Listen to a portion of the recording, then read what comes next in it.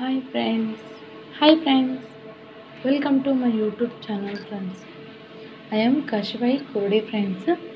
Friends ನಾನು ಇವತ್ತು ಬಂದುಬಿಟ್ಟು ಪ್ರಥಮ ಚಿಕಿತ್ಸೆಯ ಬಗ್ಗೆ ಒಂದು ಟಾಪಿಕನ್ನು ತೊಗೊಂಡು ಬಂದಿದ್ದೀನಿ ಫ್ರೆಂಡ್ಸ್. ಪ್ರಥಮ ಚಿಕಿತ್ಸೆ ಅಂತ ಅಂದಾಗ ಇಂಗ್ಲೀಷ್ನಲ್ಲಿ ಫಸ್ಟ್ ಏಡ್ ಬಾಕ್ಸ್ ಅಂತ ಹೇಳ್ತಾರೆ ಫ್ರೆಂಡ್ಸ್. ಪ್ರಥಮ ಚಿಕಿತ್ಸೆ ನಾವು ಯಾವುದೇ ವ್ಯಕ್ತಿಗೆ ಹಠಾತ್ತನೆ ಅಸ್ವಸ್ಥಗೊಂಡರೆ ಇಲ್ಲವೇ ಗಾಯಗೊಂಡರೆ ಅವರಿಗೆ ವೈದ್ಯಕೀಯ ಚಿಕಿತ್ಸೆ ಕೊಡಿಸುವ ಮೊದಲಿನ ಸಮಯ ಬಹಳ ಸೂಕ್ಷ್ಮವೂ ಅವಶ್ಯಕವೂ ಆಗಿರುತ್ತದೆ ಫ್ರೆಂಡ್ಸ್. ಈ ಕುರಿತು ಈ ಕೆಳಗೆ ನೀಡಿರುವ ಸಲಹೆಗಳನ್ನು ಅನುಸರಿಸುವಲ್ಲಿ ಒಂದು ಉತ್ತಮವಾದ ಗುರುತಾಗಿರುತ್ತೆ ಫ್ರೆಂಡ್ಸ್.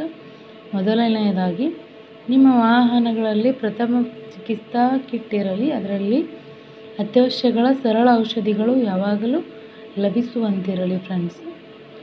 ಎರಡನೆಯದಾಗಿ, ಸಮಸ್ಯೆಗೊಳಗಾದ ವ್ಯಕ್ತಿಗೆ ನೆರವಾಗುವ ಮುನ್ನ ನಿಮ್ಮ ಸುರಕ್ಷತೆಯನ್ನು ಖಚಿತಪಡಿಸಿಕೊಳ್ಳಿ ಫ್ರೆಂಡ್ಸ್. ಮೂರನೇದಾಗಿ, ಪ್ರಥಮ ಚಿಕಿತ್ಸಾ ಕಿಟ್ ಮತ್ತು ಅದರಲ್ಲಿರುವ ಔಷಧಗಳು ಮಕ್ಕಳಿಗೆ ಲಭಿಸದ ರೀತಿಯಲ್ಲಿ ಇರಲಿ, ಅಂದರೆ ಮಕ್ಕಳ ಕೈಯಲ್ಲಿ ಸಿಗದೇ ಇರೋ ರೀತಿ ಇರಲಿ ಅಂತ ಅರ್ಥ. ನೆಕ್ಸ್ಟ್ ಬಂದ್ಬಿಟ್ಟು, ತುರ್ತು ಸನ್ನಿವೇಶಗಳಲ್ಲಿ ಬಾಧಿತನ ನಾಲಿಗೆಯಿಂದ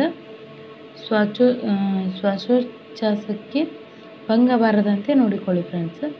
ಸಾಧ್ಯವಾದ ಮಟ್ಟಿಗೆ ಗ್ಲೌಸ್ ಅಥವಾ ಕೈಗಮಸು ಅಂದರೆ ಗ್ಲೌಸ್ಗಳನ್ನು ಧರಿಸಿರಿ.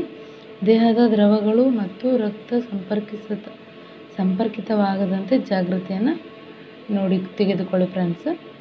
ವ್ಯಕ್ತಿಯ ಕುತ್ತಿಗೆಗೆ ಅಥವಾ ಬೆನ್ನು ಹುರಿಗೆ ಗಾಯವಾಗಿದ್ದರೆ ಆತನನ್ನು ಸ್ವಲ್ಪವೂ ಅಲುಗಾಡದಂತೆ ಇರಿಸಿ. ಅಧಿಕ ಅಪಾಯ ನಿವಾರಣೆಗೆ ಮಾತ್ರ ಕದಲಿಸಿದರೆ ಕ್ಷೇಮ ಫ್ರೆಂಡ್ಸ್. ಪ್ರಥಮ ಚಿಕಿತ್ಸೆ ನೀಡುವಾಗ ಒಂದೊಂದು ಕ್ಷಣವೂ ಅಮೂಲ್ಯ ಫ್ರೆಂಡ್ಸ್. ರಕ್ತಸ್ರಾವವಾಗುತ್ತಿದ್ದು ನಾಡಿ ಮಿಡಿತ, ಹೃದಯ ಬಡಿತಗಳು ಸಮಾನವಾಗಿರದಿದ್ದರೆ ಅಥವಾ ಸ್ಥಗಿತಗೊಂಡಿದ್ದರೆ ಆ ಕ್ಷಣವೇ ಕಾರ್ಯೋನ್ಮುಖರಾಗಬೇಕಾಗುತ್ತದೆ ಫ್ರೆಂಡ್ಸ್.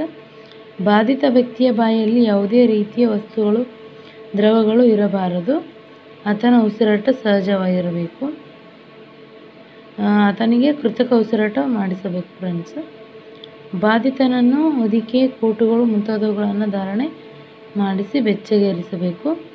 ನೀವು ಈ ರೀತಿ ಪ್ರಥಮ ಚಿಕಿತ್ಸೆ ನೀಡುತ್ತಿರುವಾಗ ಮತ್ತೊಬ್ಬರ ವೈದ್ಯರನ್ನು ಸಂಪರ್ಕಿಸಿ ಅವರಿಗೆ ಈ ಮಾಹಿತಿ ತಿಳಿಸಿ ಅವರ ನೆರವು ಪಡೆಯಬೇಕು ಫ್ರೆಂಡ್ಸ್. ಬಾಧಿತನ ಕುತ್ತಿಗೆ ಮುರಿತಕ್ಕೊಳಗಾಗದಿದ್ದರೆ ಉಸಿರಾಟ ಸುಗಮವಾಗಿಸುವ ನಿಟ್ಟಿನಲ್ಲಿ ಬದಿಗೆ ಹೊರಳಿಸಿ ಮಲಗಿಸಬೇಕು ಮತ್ತು ವೈದ್ಯರನ್ನು ಸಂಪರ್ಕಿಸುವವರು ಈ ತುರ್ತು ಸ್ಥಿತಿಯನ್ನು ವಿವರಿಸಬೇಕು ಫ್ರೆಂಡ್ಸ್. ಆಂಬ್ಯುಲೆನ್ಸ್ ಬರುವ ತನಕ ಯಾವ ಕ್ರಮಗಳನ್ನು ಕೈಗೊಳ್ಳಬೇಕು ಎಂಬುದನ್ನು ಕೇಳಿ ತಿಳಿದುಕೊಳ್ಳಬೇಕು ಫ್ರೆಂಡ್ಸ್. ನೀವು ಉದ್ಯೋಗ ಒತ್ತಡಕ್ಕೊಳಗಾಗದೆ ಗಲಿಬಿಲಿ ಮಾಡಿಕೊಳ್ಳದೆ ಸಾವಧಾನ ಚಿತ್ತರಾಗಿರಬೇಕು ಫ್ರೆಂಡ್ಸ್. ರೋಗಿಗೆ ಮಾನಸಿಕ ಧೈರ್ಯವನ್ನು ತುಂಬಬೇಕು ಫ್ರೆಂಡ್ಸ್.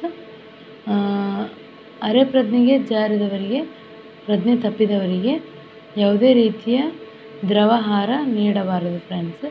ಏಕೆಂದರೆ ಆ ವ್ಯಕ್ತಿಯು ಒಂದು ಶ್ವಾಸನಾಳ ಪ್ರವೇಶಿಸಿ ಶ್ವಾಸೋಚ್ಛ್ವಾಸಕ್ಕೆ ಅಡಚಣೆಯನ್ನು ಒಡ್ಡಬಹುದು ಫ್ರೆಂಡ್ಸ್. ನೆಕ್ಸ್ಟ್ ಬಂದ್ಬಿಟ್ಟು, ರೋಗಿಗೆ ಈ ಮೊದಲು ನೀಡಲಾಗಿರುವ ತುರ್ತು ವೈದ್ಯಕೀಯ ಚೀಟಿ ಇರುವುದನ್ನು ಖಚಿತಪಡಿಸಿಕೊಳ್ಳಿ.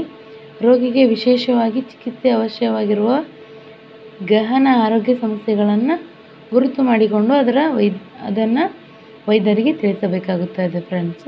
ಪ್ರಜ್ಞೆ ಕಳೆದುಕೊಂಡವರನ್ನು ಕದಲಿಸಿ ಅಥವಾ ತಟ್ಟಿ ಎಚ್ಚರಗೊಳಿಸಲು ಹೋಗಬೇಡಿ. ಪ್ರಥಮ ಚಿಕಿತ್ಸಾ ಕಿಟ್ಟಡಿಯಲ್ಲಿ ಒಂದು ಕಿಟ್ನಲ್ಲಿ ಏನಿರುತ್ತೆ ಅಂತ ಕೇಳಿದರೆ, ಏನಿರಬೇಕು ಅಂತ ಕೇಳಿದರೆ ಫ್ರೆಂಡ್ಸ್. ಅಸ್ವಸ್ಥ ಅಥವಾ ಗಾಯಗೊಂಡ ವ್ಯಕ್ತಿಗಳಿಗೆ ಕೂಡಲೇ ಚಿಕಿತ್ಸೆಯನ್ನು ಮಾಡುವ ಔಷಧ ಮತ್ತು ಇತರ ಸಲಕರಣೆಗಳನ್ನು ಒಳಗೊಂಡಿರುವ ಪೆಟ್ಟಿಗೆ ಅಥವಾ ಚೀಲಕ್ಕೆ ಪ್ರಥಮ ಚಿಕಿತ್ಸಾ ಕಿಟ್ ಎಂದು ಹೆಸರು ಫ್ರೆಂಡ್ಸ್. ಉತ್ತಮ ದರ್ಜೆಯ ಕಿಟ್ಗಳು ಸಾಧಾರಣವಾಗಿ ಅಧಿಕ ಬಾಳಿಕೆಯ ಬಟ್ಟೆಯ ಚೀಲಗಳು, ಪ್ಲಾಸ್ಟಿಕ್ ಬಾಕ್ಸ್ಗಳು ಇಲ್ಲವೇ ಗೋಡೆಗೆ ತಗಲಿ ಹಾಕುವ ಕ್ಯಾಬಿನ್ಗಳ ರೂಪದಲ್ಲಿ ಲಭಿಸುತ್ತವೆ ಫ್ರೆಂಡ್ಸ್. ಉದ್ದೇಶಕ್ಕೆ ತಕ್ಕ ಹಾಗೆ ಪ್ರಥಮ ಚಿಕಿತ್ಸಾ ಕಿಟ್ಗಳು ವೈದ್ಯಮಯವಾಗಿರುತ್ತದೆ ಫ್ರೆಂಡ್ಸ್. ಈ ಕಿಟ್ಗಳು ಶುಭ್ರವಾಗಿರಬೇಕು ಮತ್ತು ಇದರಲ್ಲಿರುವ ವಸ್ತುಗಳಿಗೆ ಸೋಂಕು ತಗಲದಂತೆ ಭದ್ರತೆಯಲ್ಲಿರಿಸಲು ಕಿಟ್ ಜಲಪ್ರಯೋದಕ ವಾಟರ್ ಪ್ರೂಫ್ ಆಗಿರಬೇಕು. ಕಿಟ್ನಲ್ಲಿನ ಯಾವುದೇ ವಸ್ತು ಕೆಟ್ಟಿದ್ದರೆ ಇಲ್ಲವೇ ಔಷಧ ಯಾವುದೇ ಅವಧಿ ಮೀರಿದರೆ ಅವುಗಳ ಬದಲಿಗೆ ಹೊಸ ವಸ್ತುವನ್ನು ಇರಿಸಬೇಕು ಫ್ರೆಂಡ್ಸ್.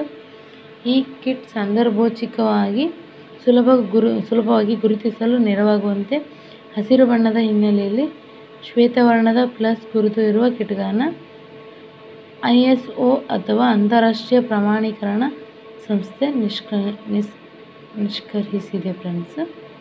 ಕೆಲವು ಸಂಸ್ಥೆಗಳು ಶ್ವೇತವರ್ಣದ ಹಿನ್ನೆಲೆಯಲ್ಲಿ ಕೆಂಪು ವರ್ಣದ ಪ್ಲಸ್ ಗುರುತುಗಳನ್ನು ಕಿಟ್ಗಳನ್ನು ಉಪಯೋಗಿಸುತ್ತದೆ ಫ್ರೆಂಡ್ಸ್. ಹೀಗಿದ್ದರೂ ರೆಡ್ ಕ್ರಾಸ್ ಲಾಂಛನವಾದ ಕೆಂಪು ವರ್ಣದ ಕ್ರಾಸ್ ಚಿಹ್ನೆಯನ್ನು ಸಕಲ ರಾಷ್ಟ್ರಗಳಲ್ಲಿ ಸಮಾವೇಶ ಅಂಗೀಕರಿಸಲಾಗಿರುವ ಹಿನ್ನೆಲೆಯಲ್ಲಿ ರೆಡ್ ಕ್ರಾಸ್ ಸಮಿತಿ ಅಂದರೆ ICRC ಹಾಗೂ ಅದರ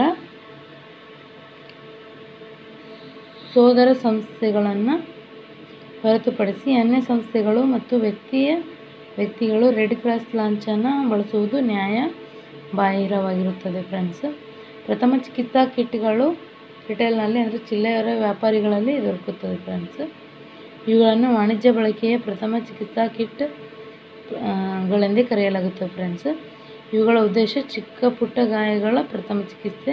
ಇಂತಹ ಕಿಟ್ಗಳಲ್ಲಿ ಅಂಟು ಸಹಿತ ಬ್ಯಾಂಡೇಜ್ಗಳು ಇಲ್ಲವೇ ಪ್ಲಾಸ್ಟರ್ಗಳು, ತೆಳುವಾದ ಸೋಂಕು ನಿವಾರಕಗಳು, ನೋವು ನಿವಾರಕ ಔಷಧಿಗಳು ಇರುತ್ತವೆ ಫ್ರೆಂಡ್ಸ್. ವಿಭಿನ್ನ ಪ್ರದೇಶಗಳು ಅಥವಾ ವಿಭಿನ್ನ ವಾಹನಗಳಿಗೆ ಸಂಬಂಧಿಸಿದ ಹಾಗೆ ವಿಶಿಷ್ಟ ಪ್ರಥಮ ಚಿಕಿತ್ಸಾ ಕಿಟ್ಗಳಿರ್ತವೆ ಫ್ರೆಂಡ್ಸ್. ಉದಾಹರಣೆಗಾಗಿ ಸಮುದ್ರ ಉತ್ಪನ್ನಗಳ ಮಾರಾಟ ಮಳಿಗೆಯಲ್ಲಿ ದೋಣಿ ಅವಘಡಗಳಿಗಾಗಿನ ಪ್ರಥಮ ಚಿಕಿತ್ಸಾ ಕಿಟ್ ಲಭಿಸುವುದು ಫ್ರೆಂಡ್ಸ್. ಮತ್ತು ಈ ಕಿಟ್ಗಳಲ್ಲಿ ಸಮುದ್ರ ಬೇನೆಯ ಚಿಕಿತ್ಸಕ ಔಷಧಿಗಳು ಇರುವ ಸಾಧ್ಯತೆ ಇರುತ್ತೆ ಫ್ರೆಂಡ್ಸ್. ನೋಡಿ ಫ್ರೆಂಡ್ಸ್, ಒಂದು ಪ್ರಥಮ ಚಿಕಿತ್ಸೆಯ ಬಗ್ಗೆ ಅದರಲ್ಲಿ ಏನಿರುತ್ತೆ ಏನಿರಲ್ಲ ಅಥವಾ ಪ್ರಥಮ ಚಿಕಿತ್ಸೆಯನ್ನು ಯಾವ ರೀತಿ ನಾವು ಮಾಡಬೇಕು ಅನ್ನೋದನ್ನು ನಾನು ನಿಮಗೆ ತಿಳಿಸ್ಕೊಟ್ಟಿದ್ದೀನಿ ಫ್ರೆಂಡ್ಸ್. ಸೊ ಈ ವಿಡಿಯೋ ನಿಮಗೆ ಇಷ್ಟ ಆದರೆ ಲೈಕ್ ಮಾಡಿ, ಶೇರ್ ಮಾಡಿ ಮತ್ತು ಸಬ್ಸ್ಕ್ರೈಬ್ ಮಾಡಿ friends. Thank you friends watching.